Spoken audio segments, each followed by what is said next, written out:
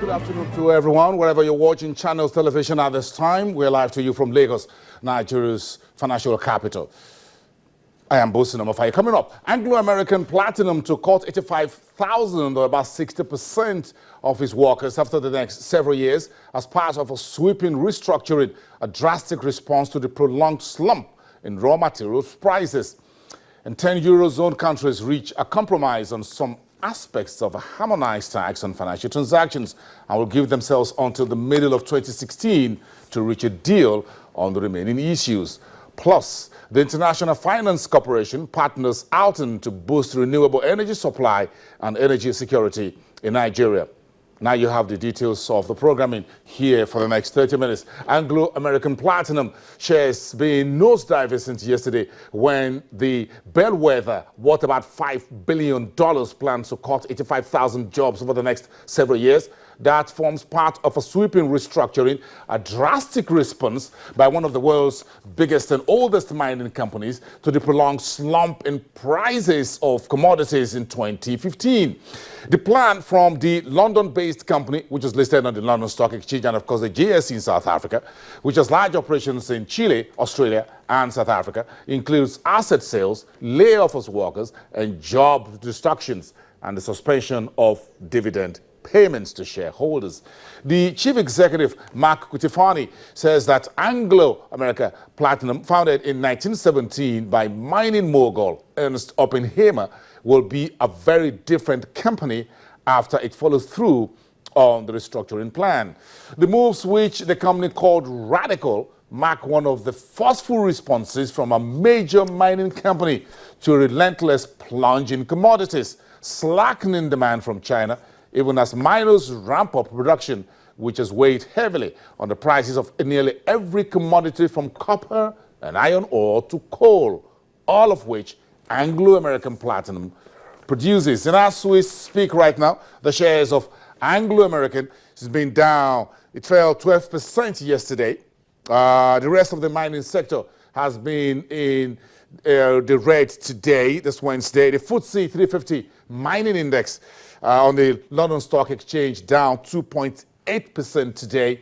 Another mining company, Glencore, down as much as 5.4%. That's been the story from Anglo-American.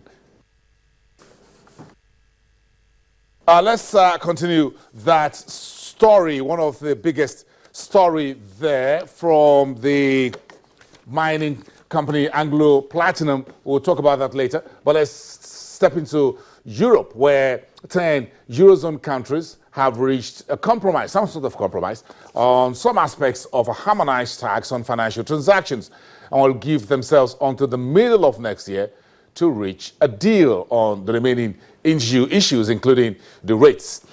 And that's according to the Austrian finance minister, Hans-Jörg Schelling.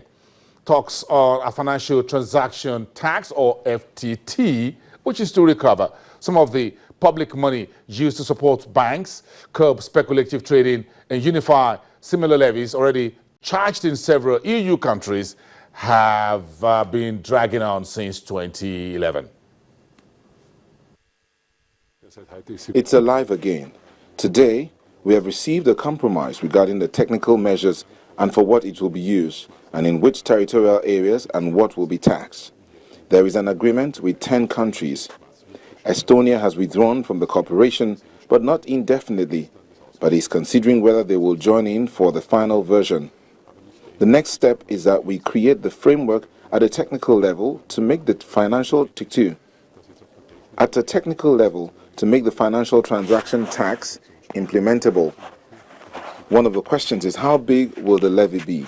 This is a very important step toward the creation of a financial transaction tax. Some work remains to be done. The Commission will do its job, especially on the legal framework, but by mid-June, we should have all the elements that will allow us to say that there is an agreement that a tax will be applied. Then we still have to define its rate, its use. This is not the end of the road. Okay, good afternoon to everyone. But of course, you know where we are as we speak. Oil prices shaving off some of, or trying to shake off put it that way, shake off some of his earlier losses, trying to come back a little bit slightly now to a 6-year low. U.S. inventories report will be out later today. So market is a little bit in some kind of positive mood. Perhaps that will impact today's opening bell on Wall Street. But we're still within the trading day for Europe. So let's get across to Javier Aguedes, DWTV financial correspondent for Channels Television, live at the Frankfurt Stock Exchange. Let's get this started. Good afternoon to you, Javier. The Eurozone latest growth figures came in 0.3%. Now, what does this reading tell about the state of the region's economy, in particular as France's economy grinds really slow?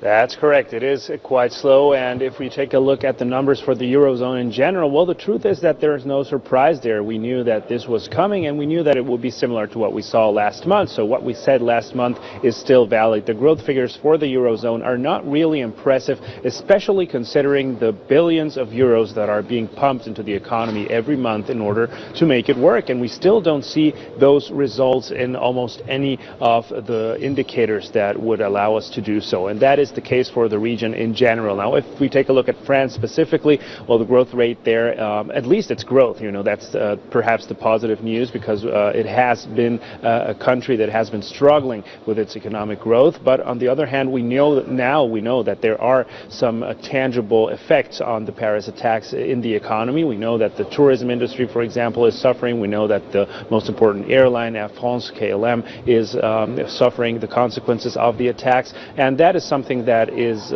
coming at a time which is crucial for Christmas tourism, for Christmas shopping, and in general crucial as a breaking point where the economy was supposed to slowly start growing again to become one of Europe's strongest growing economies, actually.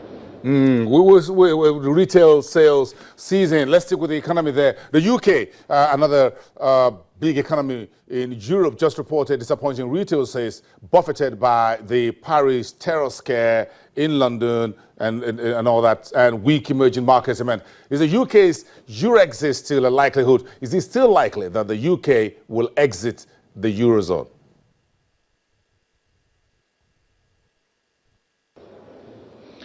Well, it is still possible. There are mixed opinions on how likely it truly is, but there have been important efforts on both sides. There have been important efforts to make sure that the exit is possible. We know that there are political movements in the UK fighting for it right now very strongly, and there's also a big effort from the side of the European Union in order to maintain Britain, in order to concede some of the requests that the government has made in order to stay in the Union. And also there is the possibility of legal action that could be taken in February in order to make sure that an exit of the UK from the European Union is as difficult as possible. Remember that the European Union never really created a specific mechanism for a country to exit the Union, and this is something that will be very difficult on almost any level. And here we are already moving in a political territory, but of course economy plays a very important role. It would be desirable for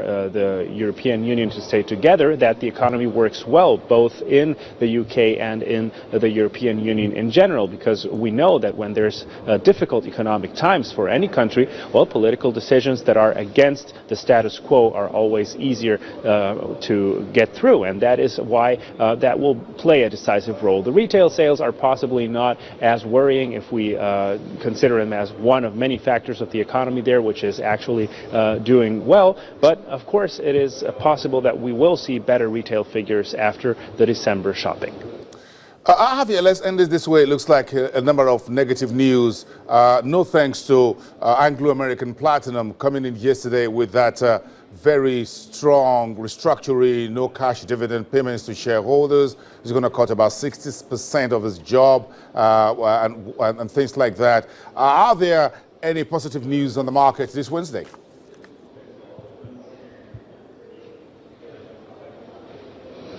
Well, there are positive news, at least here on a local level, for the German DAX, for the main German index, because there are developments in the very well-known Volkswagen scandal. The automaker just released a statement where it says that, according to internal studies, the amount of cars that would be hit in the regular gasoline motors would not be as high as many had expected, and they are therefore once again contradicting some of the investigations that suggest that there was a big impact on all types of motors in the Volkswagen Group. That has definitely skyrocketed the Volkswagen stock to more than 6% gains.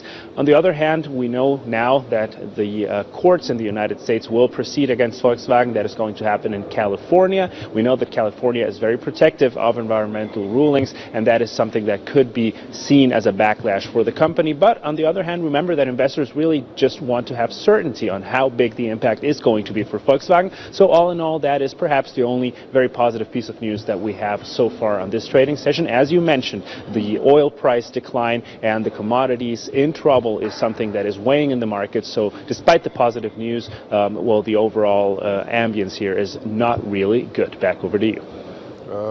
Thank you, Javier. Thanks for putting some little smile on that for us. Thanks.